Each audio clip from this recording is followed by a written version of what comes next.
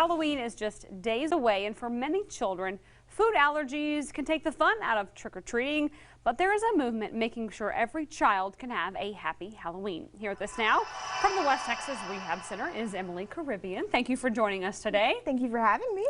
So you're a registered dietitian, correct? And you work, how long have you been at the Rehab Center? About a year and a half. Okay, so let's talk about the Teal Pumpkin Project. A lot of you may have been seeing this on social media. What is it? The Teal Pumpkin Project, so if a kiddo has a bag or a pumpkin that is teal colored, or the bag has a teal pumpkin on it, it means that they have a food allergy or sensitivity.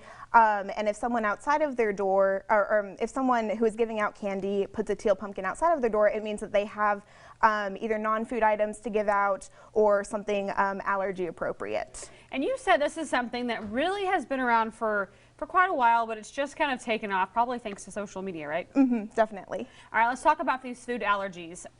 Main one that I think about is peanuts, but there's so many other allergies that kiddos have, right? Yeah, absolutely. There are 8 very common allergies in the United States, and like you said, peanuts, tree nuts like almonds and cashews, soy products, fish, shellfish, which you wouldn't find in candy, no, really. Yeah. I hope not, right?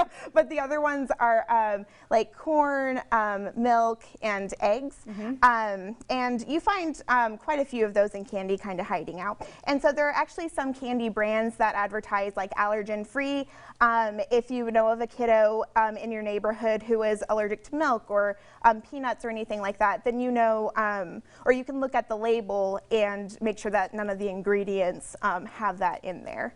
And so for parents, because I'm sure you work with a lot of parents whose kiddos have allergies, mm-hmm. How important is it, do you think, that their kiddos still get to participate in trick-or-treating, even though they do have these allergies? I think it's really important. Anyone who has any kind of dietary restriction, because food is such a social activity, if we're cut off from that, then it can be very isolating. And so I think even though it seems like an extra effort for some people, I think it really means a lot to those individuals who otherwise wouldn't be able to take part in this holiday. All right, so for parents out there whose kiddos have a food allergy, what do you suggest they do for Thursday night?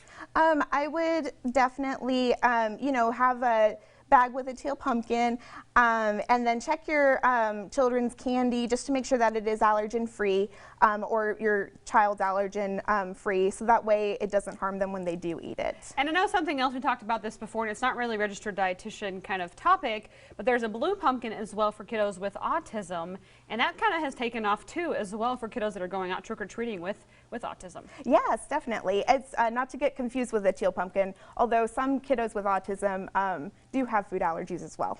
All right, and so, I mean, as a registered dietitian, when Halloween comes around, I'm sure there's a lot of kiddos who probably do get a hold of candy they're not supposed to have. So what do parents do if their kid does kind of have an allergic reaction? Most of the time, if the child has been diagnosed with an allergy, that's a very common allergy, then they'll get an EpiPen. So all parents should know that, or should be educated on how to use it, which they generally are. Mm-hmm. If they find it's a new allergy or something like that, then definitely call 911 and you know, do your best to stay calm in that situation. Okay. Yes. Well, get ready to trick or treat, kiddos. Everyone gets a chance to do it. It's a lot of fun. Eat all the candy you can, especially, you know, that you're once a year you get to indulge, right? Oh, yeah. All right. To learn more, you can read Emily's blog post about the Teal Pumpkin Project at westtexasrehab.org.